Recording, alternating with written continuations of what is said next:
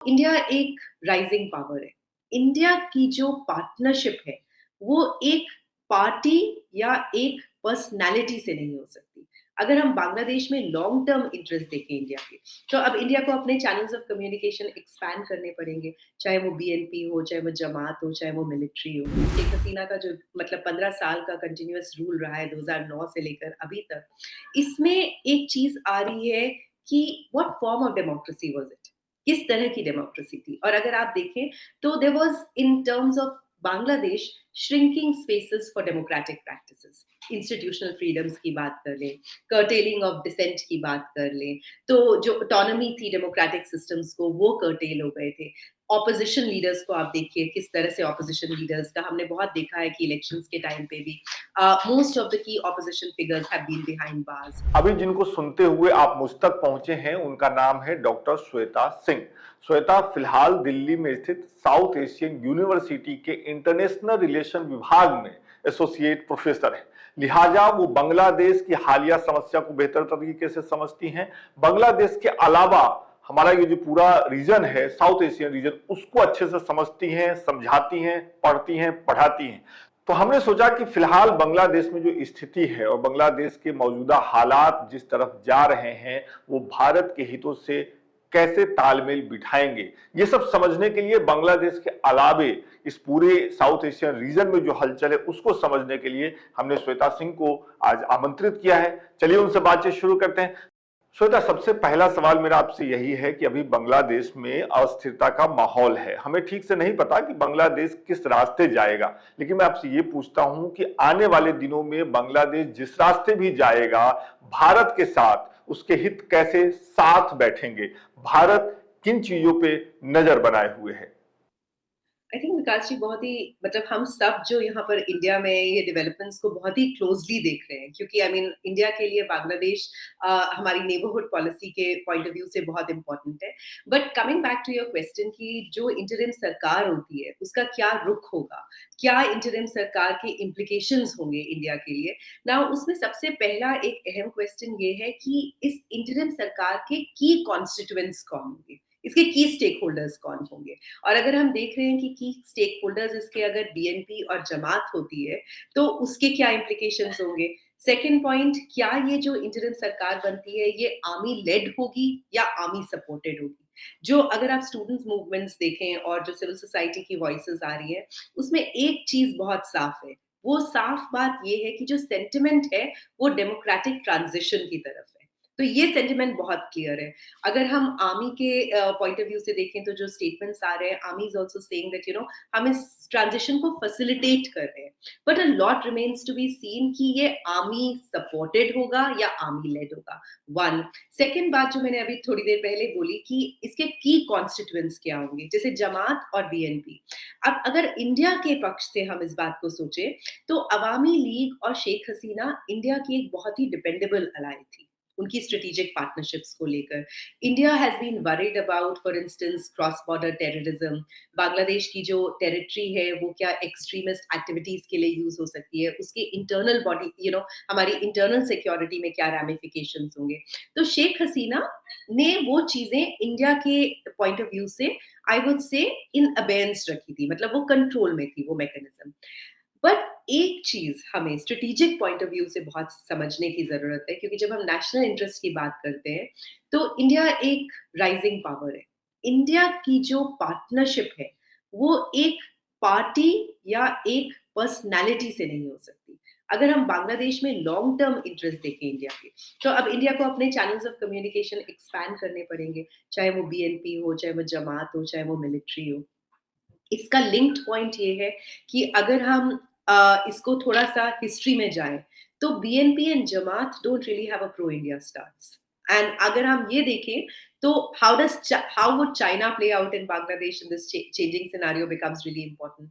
हमें पता है जमात का प्रो पाकिस्तान स्टांस है, तो ये कॉन्फ़िगरेशन कैसे बनता है India, Pakistan, China in the context of Bangladesh, ये इट बिकम्स वेरी इंपॉर्टेंट। दूसरा एक अहम पहलू जो देखा जा रहा है कि जमात का जो एक स्टांस है, एक एक्सट्रीमिस्ट आइडियोलॉजी जो है, वो extremist ideology Indian normative system के कैसे एंटीथेटिकल होगा? इसमें हमारे लिए बहुत इम्पोर्टेंट होगा, हम जो बहुत क्लोज़ली देखेंगे कि जो माइनॉरिटीज़ हैं बांग्लादेश में, उनका protection, specially the Hindu minority community, क्या उसका प्रतिरुख होगा जो सरकार आती है?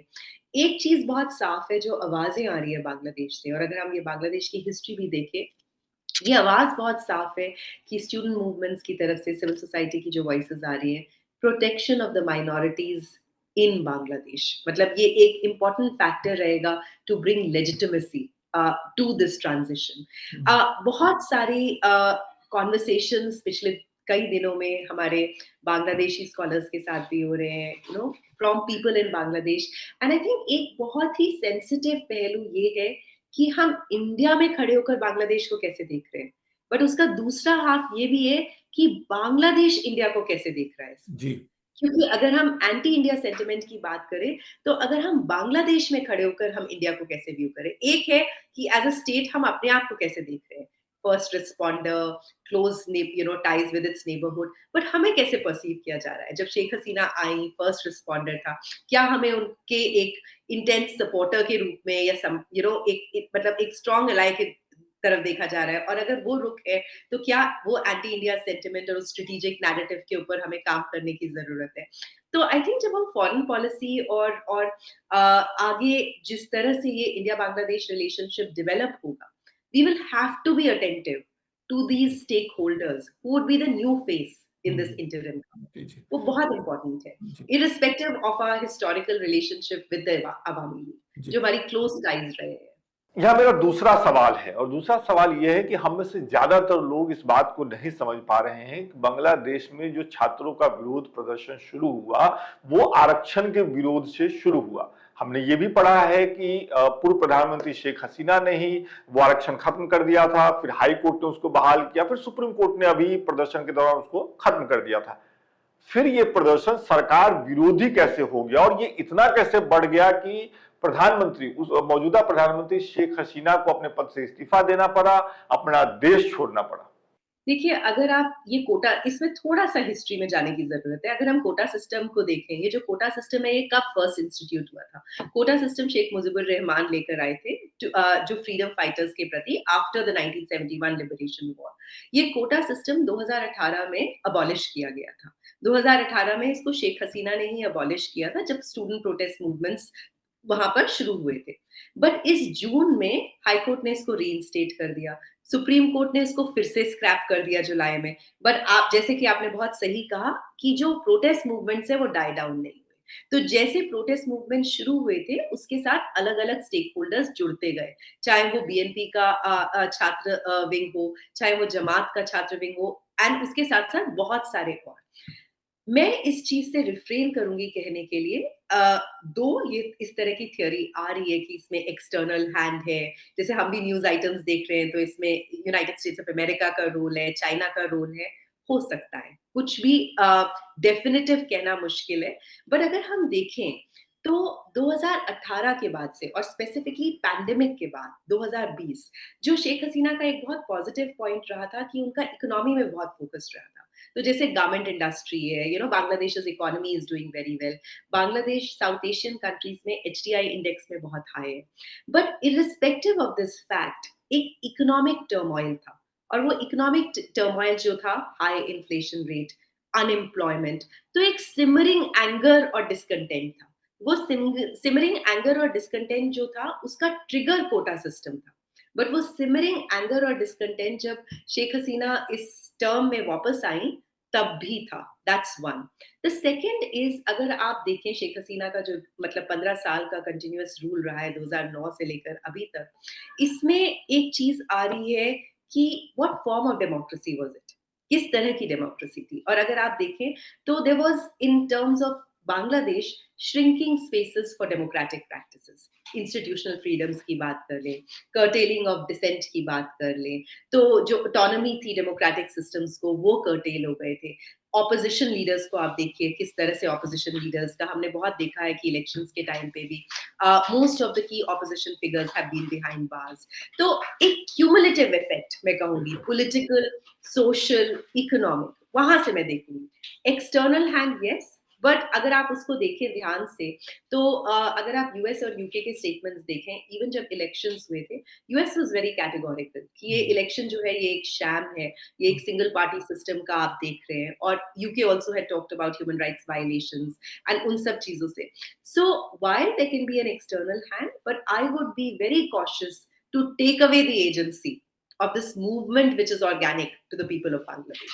And Bangladesh has a very rich history of protest movements led by the students. And I think उस चीज को हमें तवज्जो देना पड़ेगा. बिल्कुल बिल्कुल. आप जो कह रहे हैं उससे मुझे यही समझ में आ रहा है कि बांग्लादेश के अंदर समस्याएं थी, उन समस्याओं की वजह से विरोध प्रदर्शन शुरू हुए, और जब विरोध प्रदर्शन शुरू हुए तो हो सकता है बाहर वालों ने भी आग में घी डालने का काम किया होगा. क्या मैं सही समझ रहा हूं? इंटरनेशनल पॉलिटिक्स में देखें तो बांग्लादेश जो है, अगर स्ट्रेटेजिकली देखें तो बहुत ही स्ट्रेटेजिकली पोजिशन है बे ऑफ बंगाल रीजन में. उसमें चाइना का भी बहुत इंटरेस्ट है, इंडिया का भी इंटरेस्ट है. ये तो नोन फैक्ट है कि जो करंट रजीम थी वो प्रो इंडिया थी. तो क्या रजीम चेंज से किस किस को फायदा होगा? अगर हम उसी सवाल को बैकवर्ड देखें तो रजीम चेंज से कहाँ कहाँ पॉसिबिलिटीज ज्यादा है, और जहां जहां पॉसिबिलिटीज ज्यादा है, चाहे वो चाइना के प्रति हो, चाहे वो पाकिस्तान के प्रति हो, चाहे, तो वो आपको फिर मतलब रिकॉन्फिगर करता है हमारी एनालिसिस को. बांग्लादेश की पूर्व प्रधानमंत्री शेख हसीना फिलहाल भारत में हैं। वो कहां जाएंगी इसको लेकर के भी अभी स्थिति साफ नहीं है। वो ब्रिटेन जाना चाह रही थी, ऐसी खबरें आ रही थी, लेकिन वहां से बहुत ही कोल्ड रिस्पांस मिला है। आप मुझे ये बताइए, क्या शेख हसीना भारत में रह सकती हैं, और अगर नहीं रह सकती हैं तो क्यों, और दुनिया के किस हिस्से में शेख हसीना जा सकती हैं? अगर मैं सुबह की रिपोर्ट्स देखूं तो Sheikh Hasina also is considering UAE, Saudi Arabia, मतलब वो रीच आउट कर रही हैं. ये बात क्लियर है कि यूएस ने उनका वीजा रिवोक कर दिया है. UK has been hesitant, and वो इसलिए है क्योंकि डेमोक्रेटिक इंडेक्स में अगर आप देखेंगे तो बांग्लादेश काफी स्लाइड कर गया है उनके रूप में. ह्यूमन राइट्स वायलेशंस भी हुए हैं. तो अगर आप की वेस्टर्न पावर्स को देखेंगे, चाहे वो यूनाइटेड स्टेट्स ऑफ अमेरिका हो, चाहे यूके हो, उनकी एक पोजिशनिंग है. तो अगर एंड काफी हद तक कहा जा रहा है कि जो उनकी रजीम थी वो एक अथॉरिटेरियन पॉपुलिज्म का मतलब केस था. जिस तरह से मतलब ये सिंगल पार्टी सिस्टम की तरह चलाया जा रहा था सरकार, या इंस्टीट्यूशनल फ्रीडम्स को कर्टेल किया जा रहा था. तो आई थिंक ये एक देखने वाली बात है कि अल्टीमेटली वो कहाँ असाइलम लेती है. India would be very careful in navigating this. While Sheikh Hasina was a close friend and ally for India, but India अगर शेख हसीना को continuous asylum यहाँ पर देता है, तो इंडिया की जो बांग्लादेश नीति है उस पे इम्पैक्ट आएगा. Especially as I said कि how would this new interim government see India in this context? Because वो anti शेख हसीना का जो sentiment है वो एक बहुत एंटी इंडिया के स्टांस के रूप में भी ट्रांसलेट हो सकता है. एंड हमें ग्राउंड सेंटिमेंट समझना पड़ेगा. एंड आई थिंक अभी अगर आप देखें कल जो स्टेटमेंट आया है हमारे एक्सटर्नल अफेयर्स मिनिस्टर का, डॉक्टर जयशंकर का, दो कीवर्ड्स है, restrain and caution. And I think India की नीति में ये रिस्ट्रेन एंड कॉशन उसके डिप्लोमेटिक प्रैक्टिस में हमें देखने को मिलेगा बांग्लादेश के प्रति. और इस बातचीत के आखिरी सवाल की तरफ अब हम लोग बढ़ते हैं। भारत के कई पड़ोसी मुल्क, हमारा जो ये पूरा साउथ एशियन रीजन है, उसमें हमने देखा है कि कई पड़ोसी मुल्कों में हलचल चल रही है। कई जगहों पे वहां के नागरिकों का प्रदर्शन हुआ, श्रीलंका में हुआ, उसके बाद अभी हमने बांग्लादेश देखा, नेपाल में रह रह करके चीजें होती रहती हैं। कई देशों से भारत विरोधी आवाजें भी आने लगी। मैं आपसे ये पूछ रहा हूं कि एक तो ये हो कैसे रहा है, किन वजहों से हो रहा है, और अगर ये हो रहा है तो भारत इन चीजों से कैसे निपटेगा, भारत अपने हित बचाते हुए इस पूरे हलके में अपनी व्यवस्था कैसे बनाए रख सकता है? आई थिंक अगर आप इंडिया की पोजीशन देखें साउथ एशिया में, उसके लिए बहुत इंपॉर्टेंट है कि उसके नेबर्स स्टेबल रहे. स्पेशली अगर आप बांग्लादेश की बात करें, या भूटान की बात करें, नेपाल की बात करें, श्रीलंका की बात करें. हमने श्रीलंका में पीपल्स मूवमेंट देखा, वहां पर रजीम चेंज हुआ. हमने मालदीव्स में देखा. और अगर आप मालदीव्स में देखें, अगेन मालदीव्स की जो सरकार आई वो एक बहुत ही एंटी इंडिया प्लैंक में आई, जो ट्रांजिशन हुआ.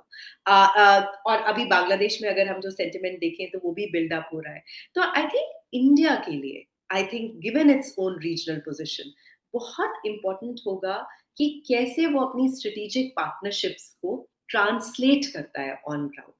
एक एक पहलू ये है कि हमारा विजन है कि सागर डॉक्ट्रिन है, नेबरहुड फर्स्ट है, बट हमारी नीति को ये थोड़ा और रिफ्लेक्ट करने की जरूरत है कि ये सेंटिमेंट कहाँ से आ रहा है. इर्रिस्पेक्टिव ऑफ द फैक्ट कि हम इतने फर्स्ट स्टेप्स ले रहे हैं, ये सेंटिमेंट क्यों हो रहा है? इसका जहाँ तक इम्पैक्ट की आप बात कर रहे हैं, मतलब इंडिया पे इसका अगर आप इम्पैक्ट देखिए, अब जैसे अगर आप श्रीलंका का देखें, तो श्रीलंका में जो तमिल माइनॉरिटी पॉपुलेशन है, फॉर इंस्टेंस, उसका एक एथनिक लिंकेज तमिलनाडु के साथ भी है।